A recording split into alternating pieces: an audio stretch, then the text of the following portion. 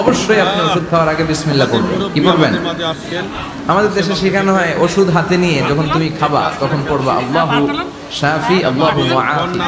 এটারে উল্টে আবার বাংলাদেশে আল্লাহ শাফি আল্লাহ মাফি। শব্দটা মাফি না, শব্দটা হচ্ছে মুআফি। আল্লাহু শাফি আল্লাহু মুআফি। খেয়াল থাকবে, পড়েন আল্লাহু শাফি আল্লাহু মুআফি আল্লাহু শাফি আল্লাহু মুআফি। এটা কোনো হাদিসে নাই, পড়তে বলা হয় নাই, তবে অর্থটা খুব সুন্দর।